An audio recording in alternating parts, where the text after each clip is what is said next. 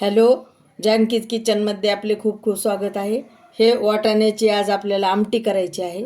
तर हे सीझनमध्येच मिळतं, म्हणजे सध्या ह्याचा हंगाम चालू आहे वाटाण्याचा, त्यामुळं बाजारात खूप उपलब्ध आहेत. हे सोलून घेतले, स्वच्छ केले, पाण्यात टाकले. हे आधी परतून घ्यायचे आपल्याला तव्यावर. हे गॅस चालू केलेला आहे आपण आणि तव्यावर छान आपण भाजून घेऊ. याला मंद गॅसवर 2-3 मिनटं भाजून घेऊ आणि थंड झाल्यावर मिक्सरमधून आपल्याला काढणार आहोत आपण. वाटाणे आपले छान असे भाजून तयार आहेत. तर हे असे आपण 2-3 मिनटं तुम्हाला सांगितल्याप्रमाणे भाजून घेतले तव्यावर गॅस चालू करून. आता आपण गॅस बंद करून टाकू आणि हे आपले वाटाणे थंड करून घेऊ. मिक्सरवर काढून घ्यायचे आपल्याला. ते आपल्याला वाटाण्याच्या आमटीसाठी हे लसूण पाकळ्या 2-3, हे 2 हिरव्या मिरच्या छोट्या छोट्या, हे आलं टाकून घेऊ थोडंसं, आणि ही कोथिंबीर. हे सगळं मिक्सरमधून काढून घेऊ आपण. बारीक करून घेऊ चांगलं मिक्सरमधून. हे मिक्सरमधून आपण काढून घेतलं. आलं, लसूण, हिरवी मिरची आणि कोथिंबीर. ही डाळव्याची आधीच करून ठेवलेली पूड होती मी. ही तयार पूड आहे, डाळवं आपण करून घेतलं आहे मिक्सरमधून. आणि हे ओलं खोबरं थोडंसं, ह्या दोन्हीची थोडी भरड म्हणजे थोडं बारीक करून घेऊ मिक्सरवर. हे दोन्ही मिक्स करून हे आपण जे मिक्सरमधून काढले की नाही, कोथिंबीर, आलं, लसूण, तर हिरवी मिरची, तर त्यामध्येच आपण हे बारीक करून घेतलेलं आहोत. हे आता मिक्सरमधून काढून घेतलं आपण, डाळवं आणि खोबरं तुम्हाला दाखवल्यापेक्षा प्रमाणे. आणि हे काढून घेऊ आता. ह्याच्यामध्ये आता आपण हे जे आहे ना वाटाणे भाजलेले, आपण ते थंड झालेले आहेत. हे झालं की आपण ते मिक्सरमधून काढून घेणार आहोत.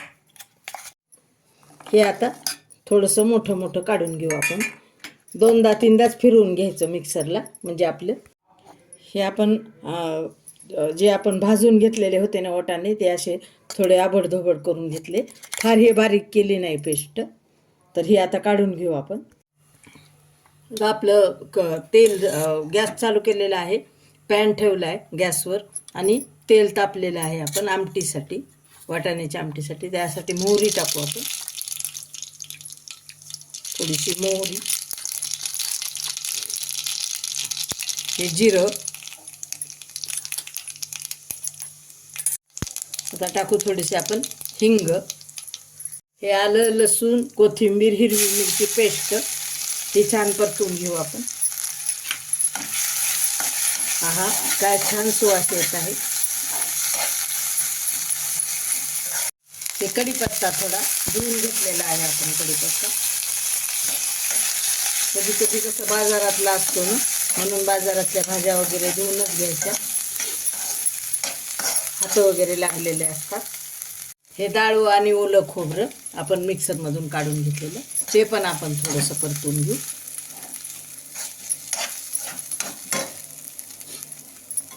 चांगलं असं परतून घ्यायचं.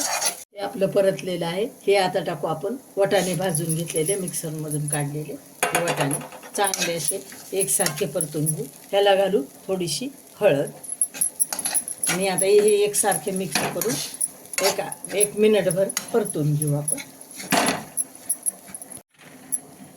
आपलं इकडं पाणी उकळायला ठेवलेलं आहे. आपण हे गरम पाणी त्याला टाकायचं. छान हे गरम पाणी टाकून घ्यायचं. हे मिक्सरचं भांडं आपल्याला विसळायचं आहे.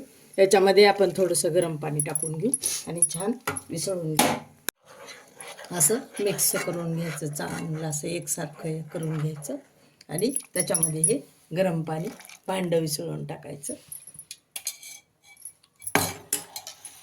आपण टाकू याला थोडंसं चवीपुरतं मीठ आणि त्याला हिरवी मिरची टाकलेली आहे आपण, त्यामुळं तिखट काही टाकायचं नाही आहे आपल्याला.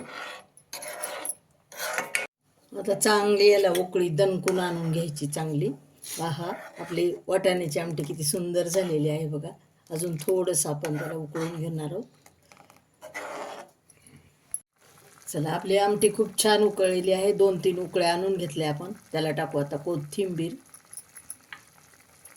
भरपूर प्रमाणात आणि गॅस बंद करून टाकू आता आपण आणि खाली उतरून घेऊ आमटी.